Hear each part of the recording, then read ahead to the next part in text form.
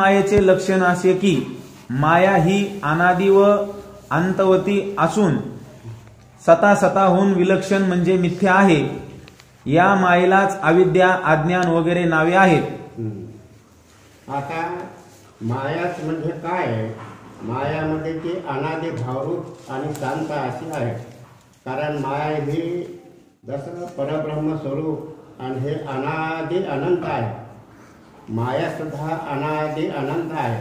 पण ज्याला ज्या व्यक्तीला, ज्या पुरुषाला जीव ब्रह्माचे ज्ञान प्राप्त झालं त्याला मात्र माया अनादि कशी शांत आहे. नाहीतर अनादि आणि भावरूप अशी ती माया आहे. भावरूप म्हणायचं कारण काय? तिचं आपल्याला जगत, तिचं कार्य आपल्याला दिसतं म्हणून तिला भावरूप म्हणायचं.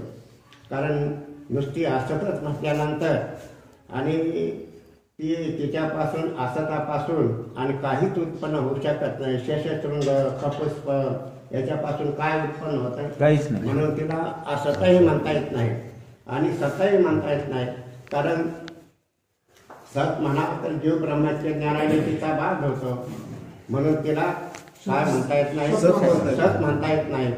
असत म्हणा तर हे कार्य दिसतंय म्हणून तिला असतही म्हणता येत नाही. कारण शेषशृंग, वंध्यापुत्र, कपुष्प हे कसे असंच आहे.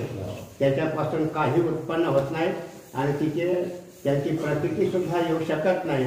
पण मायेची ही प्रतीती येते.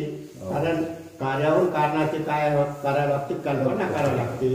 ज्या तुझे कार्य दिसतंय त्याची आणि माया आहे असं निश्चित समजायचं. म्हणून ती असतहून विलक्षण आहे म्हणजे सत नाही आणि स्वतः विलक्षण म्हणजे ती असत नाही असं म्हणायचं. ब्रह्मचैतन्य आश्रित माया आहे म्हणून वर सांगितलेच आहे ते सामान्य चैतन्य मायेचे विरोधी नाही.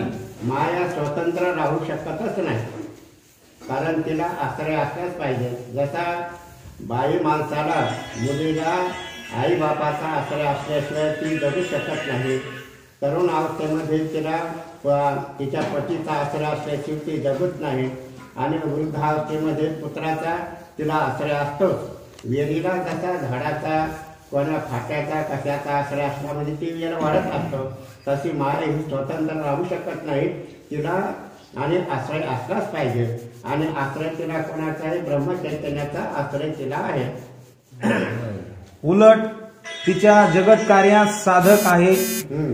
उलट काय? जगत कार्यास ते चैतन्य कसं साधक आहे, बाधक नाही. चैतन्य हे तिला जगत कार्य करण्याकरता तिला काय? ती साधक आहे. त्या चैतन्याची ती स्वतंत्र नाही असं आहे. त्या मायेस विरोधी ब्रह्माकार वृत्ती किंवा त्या वृत्तीत असलेला आभास हा आहे. आता तिला विरोध कोण करताय? विशेष चैतन्य करते. सामान्य चैतन्य तिला पोषक आहे आणि विशेष चैतन्य हे काय आहे? विरुद्ध आहे. कारण एखाद्या मनुष्याची पत्नी खूप स्याद देते, तो गपचीप राहतो. म्हणजे त्याचा गपचीप राहणं म्हणजे तिला साधत आहे, भांडणं करते.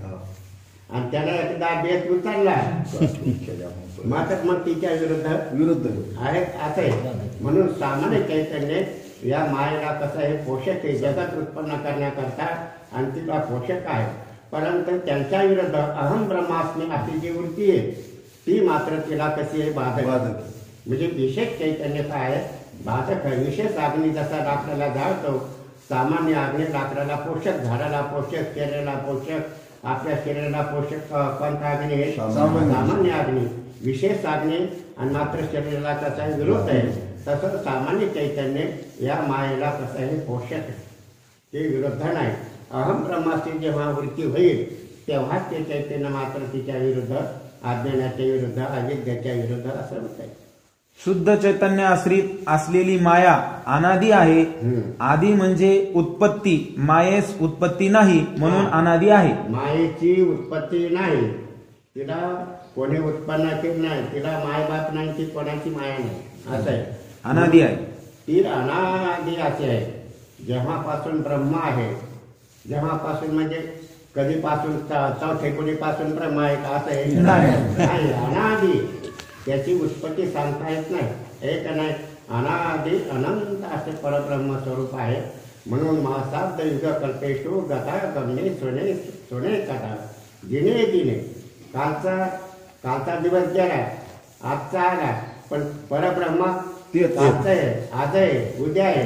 म्हणजे मास महिने गेले, वर्षे गेले, तरी ब्रह्म बदलते का वर्ष बदलते, युग बदलतात का ब्रह्म बदलते. ते अनादि अनंत असं परब्रह्म आहे.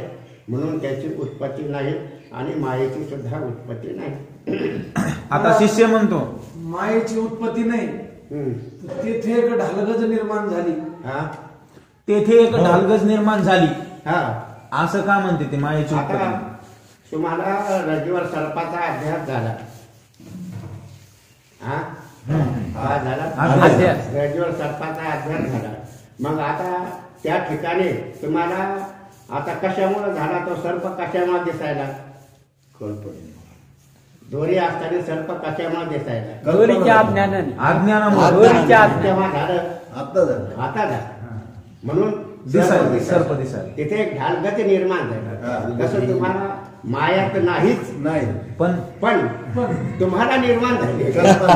त्यावेळेस तुम्हाला जगत दिसतंय, जगत दिसायला म्हणून निर्माण झालं. तेव्हा निर्माण आपल्या दृष्टीनंच झाली. आता शिष्य म्हणतो माया ही एक पदार्थ काहीच नाही. माया या शब्दाचाच अर्थ जी नाही ती माया. माया असं. आता शिष्य म्हणतो माया उत्पन्न होते असे मानले तर काय अडचण आहे? माया उत्पन्न होते असं जर मानलं काय अडचण आहे? उत्पत्ती मानायला काय बरे? श्री गुरु म्हणतात कोणापासून उत्पत्ती मानणार? मग ती कोणापासून उत्पन्न मानणार का? माया उत्पन्न झाली आता मानली तर कोणापासून झाली सांगतो. पुन्हा शिष्य म्हणतो परमात्म्यापासून. मग ते म्हणतात की मग देवापासून म्हणा ना. देवापासून त्याची उत्पत्ती. अरे तो असं घे त्याच्यापासून काय उत्पन्न होणार आहे? तुला मार्ग सांगितलं, साळी कुठल्या तांदूळ पेरले उगणार नाही. उगवणार आहे काय? ब्रह्म परब्रह्म स्वरूपापासून उत्पन्न होणं शक्य नाही. त्याच्यापासून जर माया मानली तो असंग कसा? तो असंग कसा? त्याचे विकारित होईल आणि विकारित म्हटलं की त्याची उत्पत्ती नाश होणारच. श्री गुरु म्हणतात तो अविक्रिय व असंग आहे, त्याच्यापासून माया उत्पन्न होणे शक्य नाही. त्याच्यापासून माया उत्पन्न होणं शक्य नाही. तो असंग निर्विकार निरपेक्ष व्यापक. तो कोणाचा करता नाही, कोणाचा बाप नाही. काय म्हणजे कारण असं म्हटलेलं कोणाचं कारण नाही. एवढं भरायची गवळ नाही. कार्य करणं कर्तृत्व वेगळा असं म्हटलेलं आहे. कार्यकारण हा कर्तृत्व वेगळा, कर्तृत्व वेगळा. तो कोणाचं कार्य नाही, तो कोणाचं कारण नाही. तो याच्या वेगळा तास आहे. आता शिष्य म्हणतो बरे ईश्वरापासून माया झाली असे म्हटले तर? मग ईश्वरापासून माया उत्पन्न झाली म्हणा. मग ब्रह्मापासून नाही, मग कोणापासून? ईश्वरापासून. मग ईश्वर कोणापासून झाला सांग? आता श्री गुरु म्हणतात अरे बाबा, ईश्वर, जीव किंवा बाकीचे सर्व जगत हे तर मायाकारी आहे. प्रथम काय ईश्वर म्हटलं आणि जीव म्हटलं तर हे कोणाचं? मायाकारीच हे का नाही? ईश्वर आता हे इथं तटस्थ लक्षण हे का नाही? आपण ईश्वर जीव आपण सत्य समजतो म्हणजे ईश्वर सत्य आहे. आपण जीवाला काय समजतो? सत्य समजतो. पण ईश्वरही सत्य समजतो, जगतही सत्य समजतो. म्हणजे आता ईश्वरीचं काय सांगितलं आहे? मायेपासून उत्पन्न झालेला आहे आणि जीव अविद्येपासून उत्पन्न झालेला आहे. मग अविद्येपासून जीव झालेला आहे आणि मायेपासूनही ईश्वर झालेला आहे. मग हे मायेचं कार्य कोण आहे? ईश्वर. आणि अविद्येचं कार्य कोण आहे? जीव आहे. मग माया मुळात कशी आहे? सत्सत्य लक्षण आणि मिथ्या. मग ईश्वर कसा आहे? आता सांगायचं कुठे दुसरीकडे नाही. ईश्वराला मिथ्या म्हणायचं म्हणलं कसं आहे का नाही? अरे बाप्पा, त्याच्या आरशामध्ये आपण आरसा समोर दिसला म्हणून त्याच्यात काय प्रतिबिंब आहे. मग ते प्रतिबिंब कसं आहे? मिथ्या आहे. तसं मायेमध्ये चैतन्याचं प्रतिबिंब पडलेलं आहे, चैतन्याचं म्हणजे परब्रह्माचं, तो कोणी ईश्वर आहे. मग जोपर्यंत माया आहे तोपर्यंत ईश्वर आहे. मायाच नाही तर ईश्वर कुठे आहे? अविद्याच नाही तर जीव कुठे आहे? याला तटस्थ म्हणायचं. हा, याला तटस्थ लक्षण म्हणायचं. कधी असते कधी नसते असं आहे. हे स्वरूप लक्षण नाही. स्वरूप लक्षण म्हणजे अनादि अनंत, त्याला स्वरूप लक्षण असं म्हणावं. मग भगवंताचे स्वरूप किती येतं? एक निर्गुण निराकार, सगुण साकार, सगुण निराकार असे भगवंताचे स्वरूप हे कल्पनेने झालेले. पण स्वरूप लक्षण म्हणजे एकच, ते कधी बदलत नाही, कधी उत्पत्ती नाही, त्याच्यापासून काही उत्पन्न होत नाही. तो कोणाचा बाप नाही, कोणाचा मुलगा सुद्धा नाही. तो असा निर्विकार ते परब्रह्म आहे. माया उपाधी लागली म्हणून त्या चैतन्याचा आणि मायेमध्ये आभास म्हणजे ईश्वर. मग मायेचं कार्य कोणी? ईश्वर आहे. आणि अविद्येचं कार्य जीव आहे. म्हणून हे दोन्ही मिथ्या आहेत असं आहे. प्रथम मायेची सिद्धी झाल्या वाचून ईश्वर, जीव किंवा जगत याचे स्वरूपच सिद्ध होणार नाही. माया नाही तर जीवन, जगत आणि ईश्वरन कुठे नाही. आणि सिद्धांत असा आहे की माया नाहीच आहे का नाही? सिद्धांत काय आहे? माया नाहीच असं आहे. म्हणून माया नाही म्हणून माया मानली तर आता हे कशामुळे मानायची? आपल्याला जगत दिसतं म्हणून मानायची. जगाची संगती लावण्याकरता. हा, संगती लावण्याकरता माया ही मानायला लागती. ईश्वर मानावं लागतो, जीव मानावा लागतो, जगत मानावं लागतं. मग या जगाचा लय हे वगैरे दिसतंय म्हणून ही मानायची. जगाची उत्पत्ती झाली कशी, रज्जू सर्पाचा अभ्यास झाला कसा, हे मानावं लागतं. कारण अज्ञान मानल्याशिवाय त्या रज्जू सर्पाची संगती लागत नाही. सर्प का दिसतो? अज्ञानामुळे. म्हणून अज्ञान मानायचं हे का नाही? म्हणून अज्ञान मानतो. अज्ञान सतत विलक्षण आणि विचिने मिथ्या आहे. रज्जू ठिकाणी सर्प नाही, परब्रह्म स्वरूपात जगत कालत्रही नाही. असं दोन्ही ठिकाणी सर्पना जगत असं आहे. म्हणून ईश्वरापासून माया जर मानली नाही तर जगाची संगती लागायचीच नाही ना. जगात संगत लागायची का? जगात या मंदगीतनेसला आणि त्याला मुक्तता कशी प्राप्त करून द्यायची? कारण त्याला प्रत्यक्ष जगत दिसतंय, ईश्वर दिसतो, जीव दिसतो, अनंत जीव दिसतात. मग याची संगती लावण्याकरता माया मानायच लागते. म्हणून माया ही मुळातच सत्सत विलक्षण आणि वचने आणि तिचं जगत दिसतं. हे कसं आहे? आता सत्सत विलक्षण अज्ञान, रज्जू सर्पाचा अध्यास झाला. अज्ञान हे सत्सत विलक्षण आहे पण भावरूप आहे. अज्ञान हे कसं आहे? भावरूप का म्हणायचं? सर्पतीचं आणि तिचा त्या अज्ञानाचं कार्य सर्प दिसतं म्हणून भावरूप म्हणायचं. असत केवळ असत नाही असं आहे. म्हणून ईश्वरापासून माया उत्पन्न झाली. पासून स्वतःची उत्पत्ती होऊ शकत नाही. नासतो वितेते भाव ना भावो वितेते स्वतः.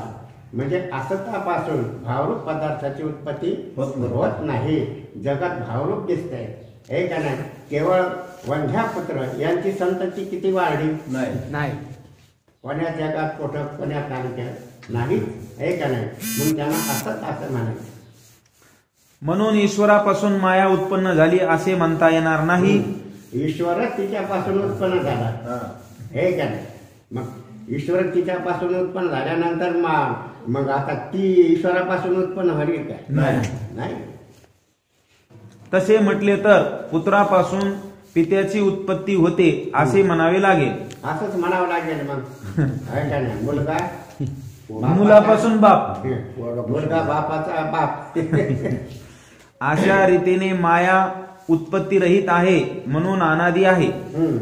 ती माया उत्पत्ती रहित आहे म्हणून तिला अनादी मानावं लागतं एवढंच. ब्रह्मज्ञानाने मायेचा नाश होतो म्हणून माया अंतवान आहे.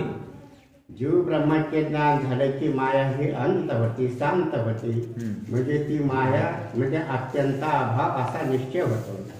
स्वतःहून विलक्षण आहे. हेच अनुभव, याचाच आपल्याला अनुभव आला पाहिजे. अमृत अनुभव म्हणजे ज्ञानेश्वर महाराजांनी स्वतःचा अनुभव गुरु पुढे विदित केलेला आहे की माया नाहीच हे का नाही? तसं माया आहे म्हणून सर्व जगत, जीव, दंत, 14 भुवन सगळे हे आणि ईश्वर त्याचं पालन करता हे सगळं आहे. कुठपर्यंत आहे माया. माया आहे तोपर्यंत. माया जीव ब्रह्माचे ज्ञान झाले की मायेचा अत्यंत अभाव होतो. मग आता कोणी एक परमात्माच, दुसरं काही सुद्धा नाही असं आहे. सता सताहून विलक्षण आहे म्हणून ती मिथ्या आहे. ज्याचा तिन्ही काली बाध होत नाही त्या सत म्हणतात असे फक्त चैतन्यच आहे. कालामध्ये बाध होऊ शकत नाही त्याला काय म्हणा, सत. सत म्हणा. हे का नाही, तिन्ही काला. आता तिन्ही भूत भविष्य वर्तमान काल या तिन्ही काळामध्ये आणि कशाचा बाध होत नाही, हे का नाही. पण पदार्थाचा आपल्या जागृत स्वप्न सुषुप्ती, आता जागृत अवस्था झाल्यानंतर या पदार्थाचा काय होतो, लय होतो सुषुप्तीमध्ये. पण चैतन्य नाही, याचा भाग होतो का, नाही. अवस्थेचा भाग झाला. पण त्या आत्म्याचा अन्वय जागृत स्वप्न सुषुप्ती ह्या बदलतात. मूर्छा जन्म मरण हे बदलतात, देह बदलतात. पण सत वस्तूची कधी भाग होणं शक्य नाही. आता जीव मेला म्हणतो, जीव मेल्यानंतर तो या शरीरातून गेला दुसऱ्या शरीरात, चैतन्य आहे. चैतन्य कुठे आहे, तेव्हाही चैतन्य आहे. फक्त या अवस्थेचा काळ जागरण स्वप्न सुसुप्ती मूर्छा समाधी जन्म मृत्यू हे बदलतात. पण चैतन्य मात्र एकच. म्हणजे केव्हाही भूतकाळात असो वर्तमान काळात या अवस्था बदलतात, याचा नाश होतो. परंतु चैतन्याचा नाश होत नाही. म्हणून त्रिकालाबाधित सत्य तोच परमात्मा आहे असं आहे. फक्त चैतन्यच आहे. माया ब्रह्मज्ञानाने बाधित होते. माया ही ब्रह्मज्ञानाने काय होती, बाधित होते. म्हणजे अत्यंत अभाव होतो असं आहे. म्हणून स्वतःहून विलक्षण आहे. ज्याची तिन्ही काली प्रतीती होत नाही ते शशशृंग किंवा आकाश पुष्प. तिन्ही काळात म्हणजे आपण सकाळीच पाहिजे मुरगजर, सकाळी नाही, नाही हे काय दुपारा आहे कडक उन्हाळ, ढग पावसा असला तर नाही. हे का नाही, तिन्ही काळात म्हणजे संध्याकाळी नाही प्रतीती होत, तेव्हा प्रतीती होत नाही. म्हणजे ढग जरा असले तरी प्रतीती होत नाही. जर उन्हाळ्यात जर असे उखर भूमीवर ते मुरगजर आपल्याला दिसतंय. म्हणजे काय, तिन्ही काळात ज्याची प्रतीती होत नाही त्याला काय म्हणतात, असं. तिन्ही काळात कोणाची प्रतीती होत नाही असंच आहे. आता वंध्या पुत्र सकाळी दिसला, दुपारी दिसत नाही. काय होत नाही, दिसतच नाही. वंध्या पुत्र दिसतच नाही. सकाळी नाही, दुपारा नाही, संध्याकाळी, काल आज नाही, परवा, तेव्हा त्याची प्रतीती होत नाही. त्याला म्हणतात असं. आता मुरगजराला असंच म्हणता येईल का, नाही. दिसतंय त्याची प्रतीती येते, दुपारा येते प्रतीती. सकाळी नसेल येत, संध्याकाळी नसेल येत, पण दुपारा येते. मग त्याला असंच म्हणता येईल का, त्याला असंच म्हणता येत नाही. स्वतः विलक्षण, स्वतः विलक्षण त्याला म्हणता येतं. आणि वंध्या पुत्र शशशृंग खपुष्प आकाशाला फुलं सकाळी असे दिसतात. सकाळी 4 वाजता उठून 5 वाजता तुम्ही झोपेत असता ते फुलं माळूनच जाते उठून. एक आहे आकाशाच्या फळाची कधीही प्रतीती येऊ शकत नाही, बागुलबुवाची प्रतीती येत नाही, आणि वंध्या पुत्राची प्रतीती येत नाही. तिन्ही काळात ज्याची प्रतीती येत नाही त्यालाच म्हणतात असत. आणि काही काळात प्रतीती येते त्याला काय म्हणायचं, स्वतःहून विलक्षण. आता शशशृंग रवी सर्प हा कसा आहे,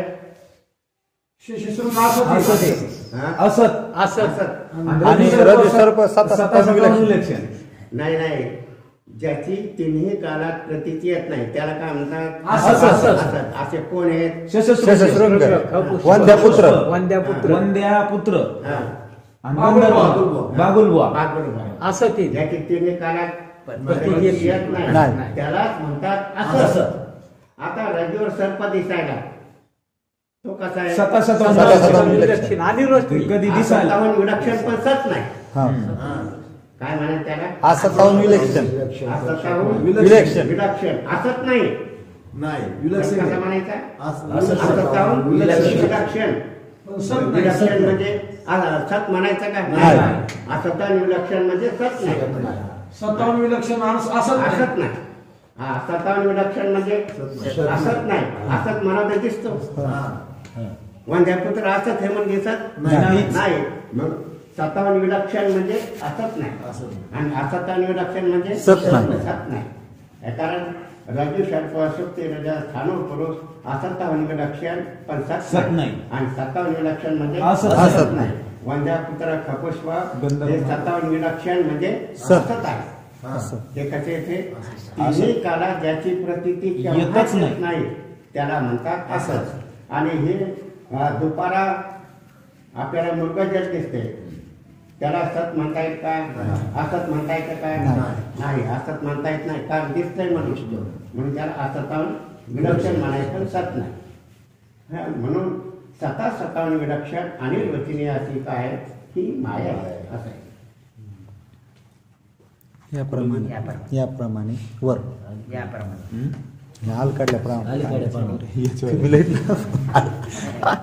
माया याप्रमाणे असत आहे. माया किंवा माया कार्य याची ब्रह्मज्ञानाहून पूर्वी तिन्ही अवस्थेत प्रतीती होते. ती अशी मी अज्ञानी आहे, ब्रह्म जाणत नाही अशी जागृतीमध्ये मायेची प्रतीती होते. आता मायेची प्रतीती हे काळात होतीच का नाही? त्याला काम हे कशा करता सांगायचं की सांगणं कशा करता चाललंय? माया सतावून विलक्षण आहे म्हणून असत नाही, सतही नाही. म्हणजे तिन्ही काळात ती प्रतीती येते. का तिन्ही काळात जागृता असलेली मी कोण हे जाणत नाही. म्हणजे मी म्हणजे अज्ञान म्हणजे माया म्हणजे काय आहे? मी कोण, मी ब्रह्म देव मी जाणू शकत नाही, मी ब्रह्मरूप आहे असं जाणू शकत नाही, मी देहरूप आहे असं जाणतो मी, पण मी ब्रह्मरूप आहे असं जाणत नाही. म्हणजेच मायेची प्रतीती. झोपेमध्ये मी सुखाने त्याला उठवलं, सुखाने मी झोपलो होतो, तुम्ही केव्हा आले मी जाणत नाही. म्हणजे अज्ञानाची प्रतीती येते आहे का नाही? म्हणजे तिन्ही काळात या सतावन विलक्षण पदार्थाची काय होती? तिन्ही काळात प्रतीती होते. असत पदार्थ तिन्ही काळामध्ये प्रतीती होत नाही. तिन्ही काळामध्ये प्रतीती होत नाही असत वस्तू कोणती? सशृंग. आणि तिन्ही काळात प्रतीती होती ब्रह्म. तिन्ही काळात माया. तिन्ही काळात प्रतीती होती. हे जागृत, स्वप्न आणि सुषुप्ती. मी सुखाने झोपलो होतो. हे तिन्ही काळामध्ये सतावन विलक्षण पदार्थाची तिन्ही काळात प्रतीती होते. आणि असत पदार्थाची तिन्ही काळातही प्रतीती होत सतावन विलक्षण मृगजळे ते कधी दिसतंय कधी नाही. तसं मग तिन्ही काळात मृगजळाची प्रतीती येत नाही. तसं माया सुद्धा कधी दिसते तर कधी नाही. माया तिन्ही काळामध्ये प्रतीती येतेच ना, खाली सांगितलं झोपेमध्ये. आता जागृतावस्थेमध्ये तुम्ही मी ब्रह्मरूप असं जाणता काय? नाही. काय म्हणता? मी ब्रह्म जाणत नाही. प्रतीती कोणाची? झोपी गेले तुम्ही आणि एखाद्याने उठवलं, तुम्ही कधी आले? मग मी काय तुम्हाला जाणलं नाही तरी अज्ञानच. आले, कुठून गेले, सर्प का अंगावून गेला मी जाणलं. तेव्हा शेजारचा मनुष्य पाहिला, तुमच्या अंगावर मोठा सर्प गेला आणि तुम्ही झोपेतच होते, मी काही जाणलं. म्हणजे मायेची प्रतीती. जागृतावस्थेमध्ये मायेची प्रतीती आणि स्वप्नावस्थेमध्ये मायेचं कार्य सगळं दिसायला. ती प्रती स्वप्न पाहिलं का नाही? मग स्वप्न हे कसं आहे? माया कार्य. मायेची प्रतीती आहे. तिन्ही काळात सतावन विलक्षण पदार्थाची तिन्ही काळात प्रतीती होती. असत पदार्थाची तिन्ही काळातही प्रतीती होत नाही. असं मग मृगजळाची प्रतीती तिन्ही काळात का होऊ नये? मग हा दृष्टांत आहे. हा कसा आहे? हा दृष्टांत समजून देण्याकरता. पण मायेची प्रतीती तिन्ही काळामध्ये असेल. स्वप्नामध्ये जे अनंत पदार्थ प्रतीत होतात ते माया कार्य आहेत. म्हणजे माया त्यास उपादान कारण आहे, म्हणून त्याची प्रतीती तीच मायेची प्रतीती. जी स्वप्नाची प्रतीती मायेची प्रतीती. आणि जागे झाल्यावर असे स्मरण होते की मी सुखाने निजलो होतो, काही जाणत नव्हतो. ते स्मरण अज्ञात वस्तूचे होत नाही, म्हणून सुषुप्तीतही अज्ञानाचे भान आहे. सुषुप्तीमध्ये अज्ञानाचं भान आहे. अज्ञान, माया, अविद्या एकच पदार्थ. ते अज्ञान व माया एकच आहे, त्यात भेद नाही. याच्यात मुळीच भेद नाही. माया एकच मनुष्य दुकान करू लागला, दुकानदार शेतात आऊ खाण्याला कुठे म्हणजे उपाधी करतो, त्याला नाव पडले अज्ञान, माया, अविद्या. त्यात भेद नाही. भ्रम निर्माण करते म्हणून त्याला अविद्या म्हणायचे. अनंत पदार्थ सत्य समज असं आहे.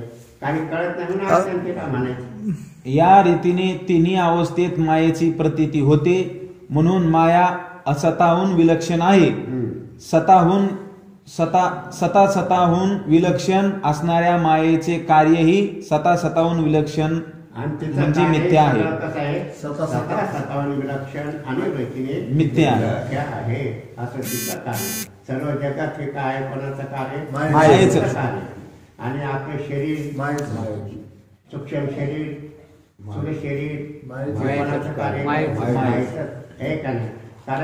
कारण म्हणजे अज्ञान, हे कारण शरीर, हे मुळात कसं आहे, सत्सत विलक्षण आणि वचने मिथ्या आहे. आणि तिचंच कार्य सूक्ष्म शरीर, स्थूल शरीर हे त्या कारण शरीरातच कार्य आहे का नाही. मग हे कसं आहे, आणि वचने.